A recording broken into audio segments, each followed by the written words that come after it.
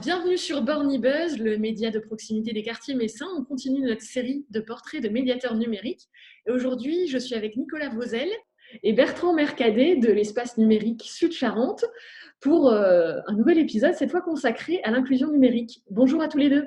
Bonjour. Bonjour. Alors, est-ce que vous pourriez peut-être déjà vous présenter, nous dire où est-ce que vous exercez, quel était un peu votre parcours et concrètement, qu'est-ce que vous faites ?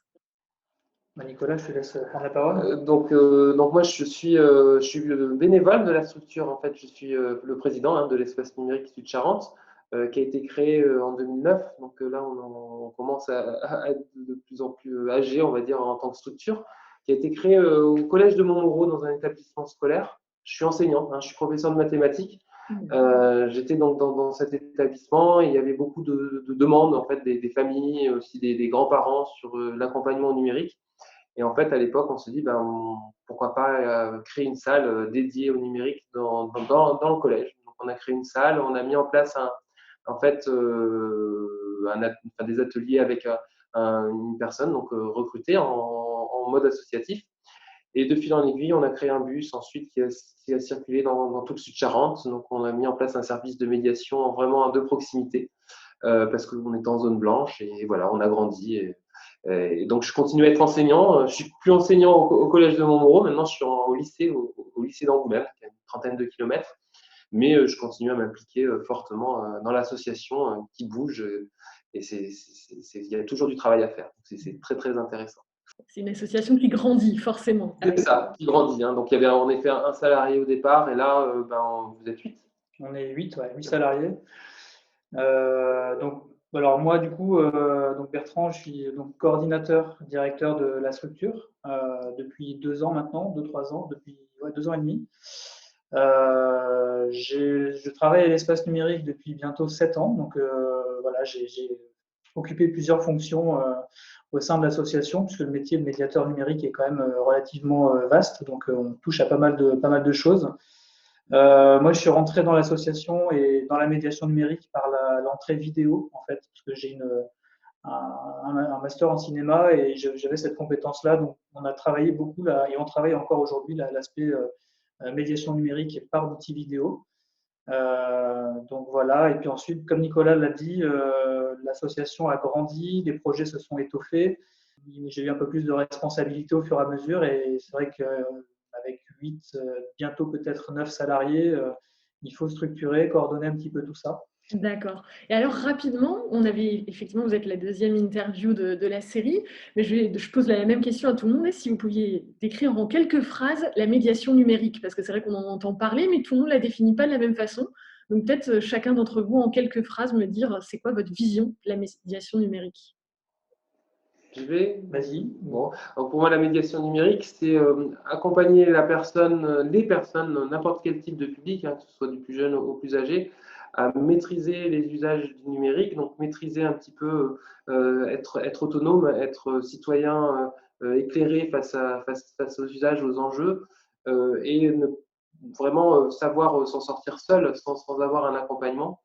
Et plus loin, la médiation numérique, c'est pouvoir aussi permettre aux personnes de pouvoir prendre aussi un petit peu le contre-pouvoir de ce que peut être la société qui va diriger vers un certain modèle. Donc, c'est être capable de s'émanciper aussi un petit peu en tant que citoyen. Donc, il y a aussi cette démarche citoyenne et comprendre aussi qu'il y a du positif, du négatif. Voilà, cette médiation, c'est accompagné vraiment dans tous ces usages. Donc, là, on est sur l'utilisation. Et après, il y a aussi une notion de service public pour des publics là plutôt fragilisés, donc qui auraient des soucis d'équipement ou des soucis matériels, où là, on est aussi à être un service dédié au numérique pour des personnes qui ont vraiment un besoin pour ne pas être exclues de la société, comme souvent la des fractures sociales engrangeant une fracture numérique, donc des usages, et c'est de justement ne pas faire en sorte de cumuler les doubles peines. Donc pour moi, la médiation a cet enjeu-là. D'accord. Voilà, ça va être compliqué de rajouter des choses que Nicolas n'a pas dit, mais du coup, pour faire court, c'est tout ce qu'a dit Nicolas. C'est très bien. Et ensuite, ce que je voulais rattacher, c'est Nicolas en a un petit peu parlé, c'est la notion d'ancrage territorial. Le médiateur numérique, donc il accompagne les populations, il transmet il transmet des choses autour de la médiation numérique, donc tout ce que Nicolas vient de décrire là. Mais il y a aussi quelque chose qui est important, c'est la connaissance de son public. Donc, nous, on le voit au quotidien ici, surtout en milieu rural, en fait. On connaît les gens, on connaît leurs attentes, leurs besoins, et du coup, le médiateur numérique doit être vraiment connecté avec le terrain. Et c'est ça qui est très riche, en fait, dans notre métier aussi. C'est pas parce que c'est numérique que c'est déconnecté. Il y a quand même du lien humain qui est très important. Ouais, c'est ça. Alors du coup, je suis sur votre page Facebook. Et si vous deviez un petit peu me parler, parce que là c'est la médiation numérique en général, mais vous menez des actions précises. Et alors le thème un peu de cette interview, c'est qu'on est plus focalisé sur l'inclusion numérique. Et donc, qu'est-ce que vous menez concrètement comme action autour de l'inclusion numérique? Là, on a la photo, par exemple. Là, on a un atelier. Alors, on va peut-être cliquer directement sur les photos. Alors, là, on a pas mal de photos. Donc là, c'est intéressant. Alors, mais sur l'atelier fond vert, peut-être? Voilà, par exemple, l'atelier fond vert. Donc ça, c'est un atelier. On a un programme d'accompagnement avec des jeunes de la mission locale. Donc, on a appelé ça numérique, un tremplin vers l'emploi. Où là, en fait, on utilise les outils numériques qui sont à disposition de nos espaces. En l'occurrence, ici, c'est notre tiers-lieu à Montmoreau qui s'appelle La Parenthèse, qui est équipé de matériel, notamment de matériel audiovisuel. Et là, ce que vous voyez sous les yeux, c'est un jeune qui réalise un CV vidéo. Donc voilà, donc c'est l'utilisation de l'outil numérique dans un cadre du coup créatif, mais aussi professionnel. Et tout l'enjeu de ces ateliers-là, et Nicolas, je pense qu'il complétera derrière, c'est vraiment d'utiliser, alors si on parle plus du coup pas de pédagogie, mais d'approche où on est sur l'utilisation des outils comme stratégie un petit peu de contournement pour mobiliser d'autres compétences. Là, une vidéo, des jeunes qui réalisent un CV vidéo, ça mobilise en fait énormément de compétences annexes. C'est scénariser sa vidéo, c'est aller faire des recherches sur Internet.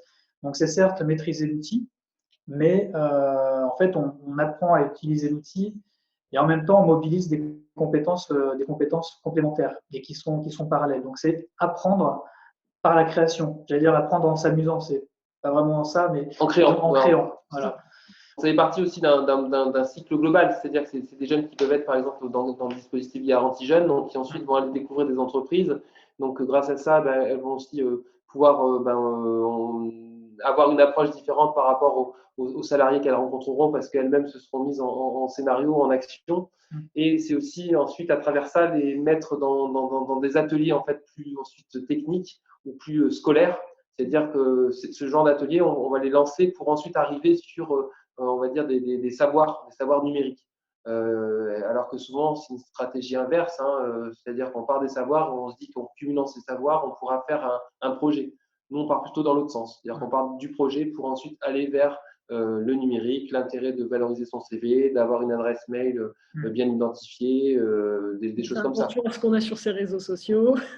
C'est ça, exactement. Donc là, c'est un dispositif qu'on appelle le Family Bus. Donc là, on voit un petit peu les trois logos de l'espace numérique, de l'association Envol et de l'association Loison.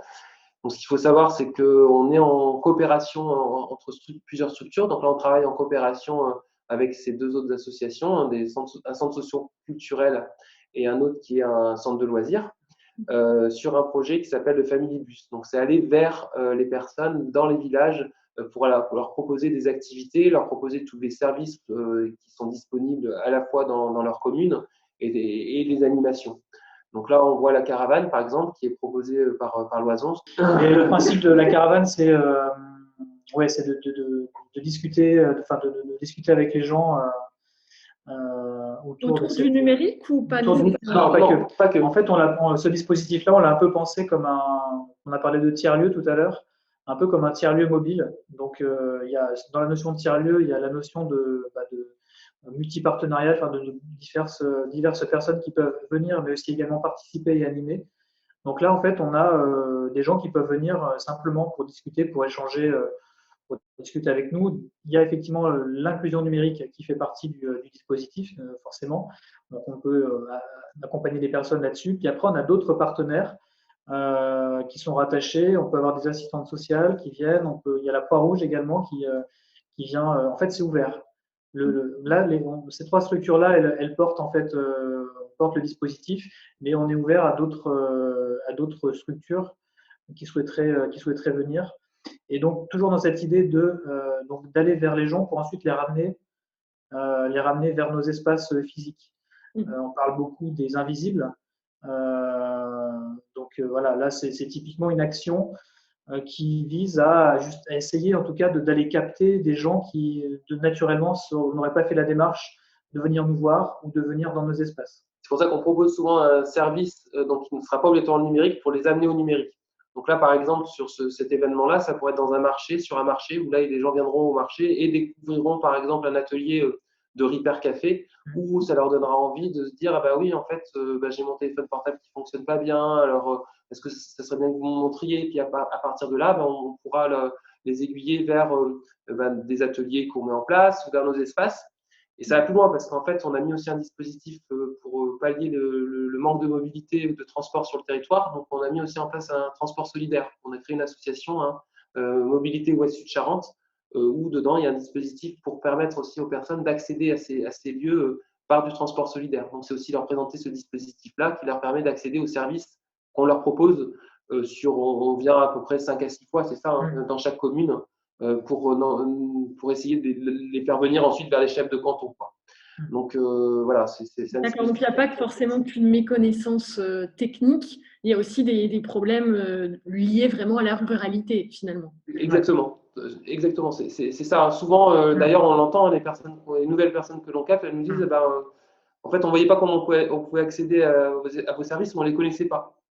Parce que pour des raisons, déjà, nos villages sont assez éclatés et communiquer avec, il faudra avoir des moyens énormes. Puis même au niveau de la communication, c'est pas évident de cibler tout le monde, quoi. Donc là, c'est une façon aussi de cibler les personnes les plus reculées. Alors, si tu vas dans médiation numérique en haut, oui. Tu as atelier informatique. Ok. Donc là, vas-y. Ouais. Donc je vais essayer de pas lire la description qui est en dessous, mais non, mais là c'est du coup l'activité, on va dire la face immergée de l'iceberg de l'activité de l'espace numérique, c'est vraiment la proximité, on l'a dit tout à l'heure, et donc ça se traduit par des ateliers, des cours d'informatique en fait que l'on donne sur tout le territoire du Sud-Charente. Donc il y a 3 médiateurs numériques en fait qui sont dédiés à plein temps à cette mission. On tourne dans différentes communes, on essaye d'avoir on a en fait un maillage territorial assez correct en fait, et on a du coup je vais pas dire de bêtises, 5, 6, on a 7 communes dans lesquelles on intervient toutes les semaines. Et donc là, c'est en gros des cours d'informatique pour les collectifs. Alors, on va dire que majoritairement sur ces ateliers-là, c'est plutôt des seniors, des gens qui sont à la retraite. Mais pas que, on peut aussi avoir parfois des demandeurs d'emploi, mais qui sont plutôt fléchés dans d'autres dispositifs. Là, nous, c'est plutôt ce qu'on a sous les yeux, ce qu'on appelle nous du grand public, donc surtout des personnes âgées. Et donc, c'est soit en collectif, soit en individuel. En fait, il y a la possibilité aussi de recevoir les personnes sur des créneaux individuels pour des problématiques qu'elles pourraient avoir précises. Et donc ça c'est l'activité de l'espace numérique qui est initiale que l'on garde et qui clairement s'apparente presque à un service public, puisque là les gens accèdent en fait à ce service-là vraiment à bas coût. Nous après on se débrouille pour que ce soit vraiment accessible. Donc voilà, donc ça c'est une activité très importante. Et on intervient aussi, mais là, dans les maisons de retraite. Donc là, ça ne se voit pas avec le Covid, on n'a pas pu le faire, mais on va aussi directement au cœur. Donc là, l'intérêt, c'est de pouvoir communiquer avec leurs proches, avec des systèmes de visio, leur permettre aussi d'accéder au journal en ligne qui leur permet de refaire travailler la mémoire sur leur vécu. On a des ateliers aussi de ce qu'on appelle mémoire vivante, mémoire de territoire. On va faire des captations de témoignages sur la vie, comment était fait, en fait, ça peut être l'école d'hier ou la commune, enfin des différentes captations. Oui, l'idée, c'est vraiment d'être au cœur à la fois donc, des besoins, ceux qui voudraient se former, ceux qui voudraient informer, ceux qui voudraient… voilà, on essaie vraiment de répondre à cet ensemble-là. Et après, on a du public prescrit. Où là, c'est du public, ça peut être ce qu'on présentait tout à l'heure sur NTE, c'est du public, donc soit qui est plutôt jeune en formation. Et on est aussi devenu un organisme de formation. Donc après, on a aussi des formations professionnelles qu'on peut dispenser. Donc, en l'occurrence, là, on fait des formations d'entreprise. On va aussi accompagner, par exemple, des demandeurs d'emploi. Voilà, il y a des différents types d'accompagnement. Est-ce que vous avez aussi des demandes pour tout ce qui est administratif? Parce que c'est vrai qu'on parle pas mal de ça, d'aider les gens, peut-être des seniors, à payer leurs impôts en ligne, ou ce genre de choses. Est-ce que c'est des choses sur lesquelles vous êtes mobilisés? Alors, c'est des choses en fait qu'on a, on va dire, nous, notre philosophie, c'est, si tu veux, d'apprendre aux gens à faire. Donc, on n'a pas forcément à la base une vocation de faire à la place d'eux. Donc, on est, voilà, quand des personnes viennent nous voir, la première chose, c'est pour ce type de demande, donc des demandes liées à des démarches administratives, qu'il y a de plus en plus, hein, forcément, avec toute la dématérialisation, etc. On a par contre, nous, la chance, notre territoire, d'avoir des relais de services publics, mais qui sont quand même complémentaires de notre activité. Donc, on a ces gens-là qui viennent. On leur dit que nous, on peut leur apprendre à le faire. Donc, on peut leur apprendre à utiliser leur équipement pour le faire. Mais parfois, ce n'est pas possible. Donc, justement, on en a parlé, on avait une réunion là tout à l'heure avec l'équipe. On va rentrer dans le dispositif d'Aidant Connect qui va nous permettre, en fait, parce que la barrière, en fait, elle est juridique par rapport à ce type de problématique-là. C'est-à-dire que une personne qui viendrait nous voir pour faire sa déclaration d'impôt, bon, même si techniquement on peut réaliser l'acte pour elle, ça pose des questions juridiques. Et c'est intéressant parce que nous, on ne communique pas forcément là-dessus. On ne dit pas aux gens, on ne va pas aller vers les gens en leur disant venez, vous pouvez venir chez nous, on peut faire vos démarches administratives.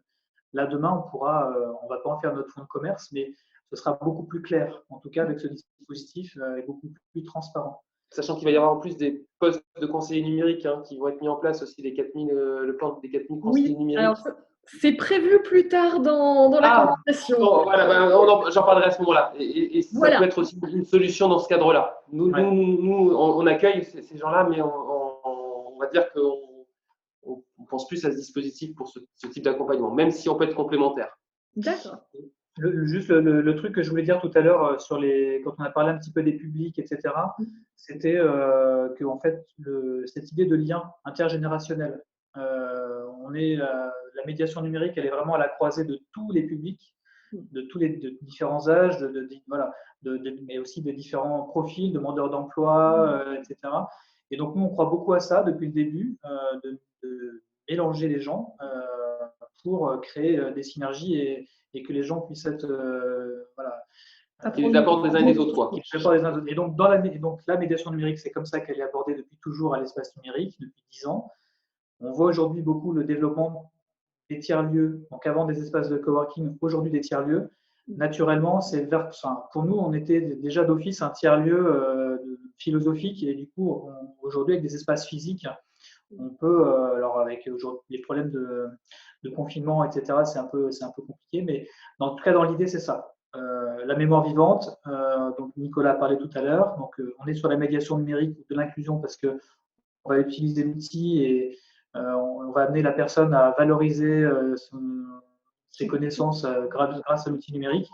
On essaie de faire en sorte que ce soit des jeunes qui réalisent ces interviews, donc on a ce lien aussi qui est fait entre les générations grâce au numérique. Tu parlais justement avant de territoire, et c'est une des questions justement que je voulais vous poser, c'est alors vous êtes des experts de la médiation numérique. Quels conseils vous donneriez justement au territoire pour avoir une médiation numérique et plus particulièrement une inclusion numérique réussie? Alors, pour que ce soit réussi, déjà, alors quand on dit territoire, c'est plutôt les élus, les politiques. C'est une vision politique des choses. Alors, après, associative. Alors, déjà, politique, il faut absolument qu'il n'y ait pas, comment dire, une vision étroite de son territoire. C'est-à-dire que le numérique, la médiation numérique, nous, en tout cas, à la campagne, a fonctionné parce qu'on est dans une dimension de pays, dans une dimension large d'un territoire. On n'est pas juste restreint à une commune. Ça, c'est une première chose. Après, on n'est pas restreint parce qu'on est associatif on est un espace public numérique, je vais te dire, on est un EPN.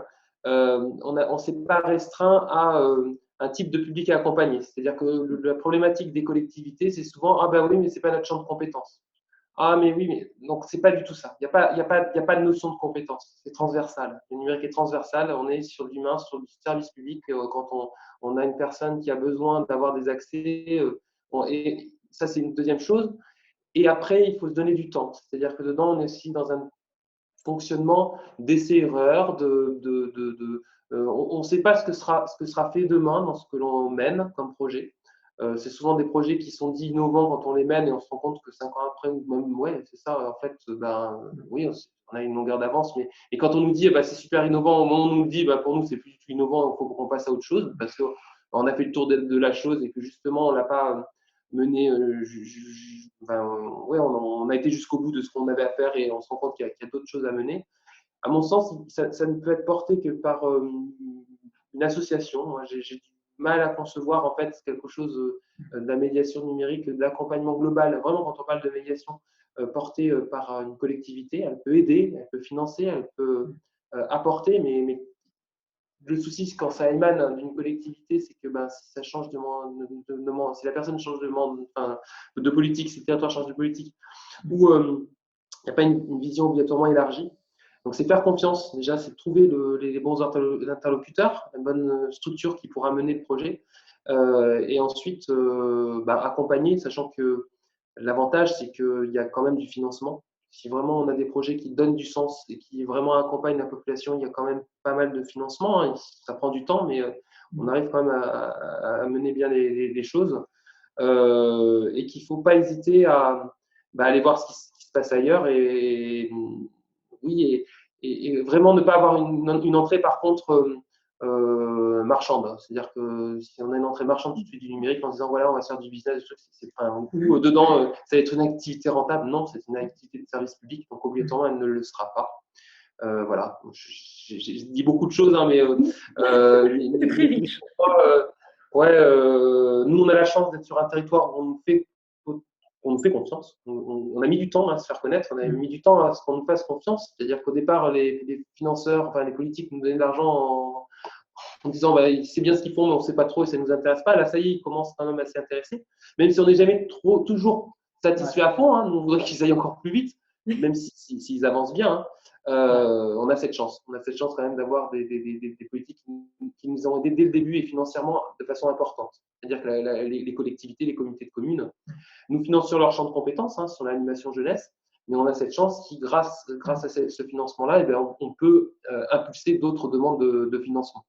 Et c'est surtout qu'ils nous laissent agir sur des projets qui ne seraient pas obligatoirement concrets sur leur territoire. Ils comprennent très bien aussi que ce qu'on met en avant sur ce qui se fait chez nous en Sud-Charente et ce que l'on peut faire aussi à l'extérieur a des retombées positives sur l'image du territoire et sur leurs habitants. Effectivement, parce que donc il va y avoir 4000 conseillers numériques qui vont être formés. Alors, on m'a demandé, pour pas que ça soit trop dans un sens ou dans l'autre, quels sont les avantages et les inconvénients que vous trouvez à ce dispositif? Bon, alors pour faire le lien avec la question d'avant, je pense que l'inconvénient, ça peut être l'institutionnalisation de la fonction de médiateur numérique dans un premier temps, puisque c'est des conseillers numériques qui seront, on va dire, salariés, enfin en tout cas qui seront rattachés à des collectivités, en tout cas sur la première partie la première vague qui est prévue. Donc ça peut être… alors je ne sais pas si on peut parler d'avantages et d'inconvénients, je vais plutôt parler de frein. Ça peut peut-être être un frein. Ou un risque. Ou un risque. Le risque aussi, donc du coup, derrière ça, c'est que ce soit donc c'est un rôle de conseiller, donc c'est pas un rôle de médiateur. Donc ça, je pense que par contre ça c'est un inconvénient. Voilà. Après, l'avantage, l'avantage il y a le pendant aussi de l'institutionnalisation. L'avantage c'est quand même qu'il y a du coup une prise de conscience de la collectivité sur l'importance de la médiation numérique. Donc ça c'est important. Ça va permettre de faire un maillage territorial intéressant pour certains territoires où il y a pas grand-chose. Pour ceux où il y a déjà des choses, ça va falloir travailler en complémentarité avec les structures existantes. Nous, c'est comme ça ici qu'on travaille et c'est comme ça qu'on a toujours travaillé. Donc ça, il faudra que ce soit, je pense, bien acté aussi. Voilà. Il faut s'appuyer il faut qu'il soit accompagné. C'est-à-dire qu'un conseiller numérique, il faut qu'il soit dans un réseau de médiateurs déjà existants sur un territoire. Donc, ça peut être des hubs, ça peut être sinon un lieu de médiation numérique. Nous, en Charente, en tout cas, on est en train de le structurer. On a un groupe qui s'appelle l'Assemblée des développeurs et des solidarités au niveau du département. Dedans, en fait, dans le cadre du schéma départemental d'accessibilité au public, le SDASP, ça fait beaucoup de sigles, on est en train, en fait, de prévoir de rencontrer les différentes collectivités, comités de communes, pour voir comment mailler de façon intelligente le territoire et comment surtout ne pas rendre que les conseillers numériques ne soient pas seuls et puissent être vraiment épaulés. Et dans les structures, dans les territoires où il n'y a pas de lieu de médiation numérique, l'idée, c'est que ces postes-là deviennent pérennes, c'est-à-dire qu'au bout des 2 ans, si ce service est vraiment indispensable et apporte une plus-value sur un territoire qui s'est dit il me faut une personne, qu'elle continue le financement ou qu'elles aillent à la recherche de financement, ce que j'expliquais tout à l'heure. C'est assez facile de trouver des fonds quand on s'en donne les moyens, donc se donner les moyens de pouvoir structurer en fait le poste de cette personne qui soit reste rattachée à la collectivité, soit se retrouve rattaché à une association tierce locale qui pourra ensuite salarier la personne. C'est ça. C'est-à-dire qu'il faut vraiment penser écosystème global. Nous, ici, on a rattaché, alors ça s'est fait comme ça, mais il y a les chèques haptiques, en fait, les passes numériques. On a accompagné le département de la Charente dans la maîtrise d'ouvrage, le déploiement des passes numériques à l'échelle départementale pour faire en sorte qu'il y ait une équité en fait de services de médiation numérique sur tout le département. Là, l'enjeu après sur ces postes de conseiller numérique, c'est que ça travaille un petit peu en cohérence avec ça, pour que ça voilà, que ce soit pas déconnecté de ce qui est déjà fait et de ce qui pourra se faire après. En fait, ça c'est le véritable. Le plus gros échec, ce serait que tous ces médiateurs se retrouvent, tous ces conseillers numériques se retrouvent au chômage et que certains élus se considèrent ces conseillers numériques comme des médiateurs. Et s'il y a des médiateurs qui sont rattachés, je pense que c'est ça qui fait peur, à juste titre, aux médiateurs numériques qui sont rattachés à des collectivités, qu'ils se disent, ces conseillers font l'affaire, on me les paye, il n'y a aucun intérêt qu'on poursuive votre mission. Si c'est ça, ça sera un total échec. En plus, ça ne répondra pas du tout aux mêmes missions. Un conseiller numérique n'a pas les mêmes missions qu'un médiateur. Il est complémentaire. Il peut servir. Nous, on serait content de l'intégrer parce qu'on, comme on disait tout à l'heure, l'accès au droit, on ne le fait pas assez parce qu'on n'a pas le temps. Et c'est la première pierre à l'édifice qui est importante. C'est-à-dire qu'en effet, le conseiller numérique est là pour conseiller et pour envoyer vers les lieux de médiation. Voilà. Écoutez, vraiment, merci beaucoup. Et puis, merci à toi, Laura. Merci beaucoup en tout cas, Laura. Merci. Bonne journée.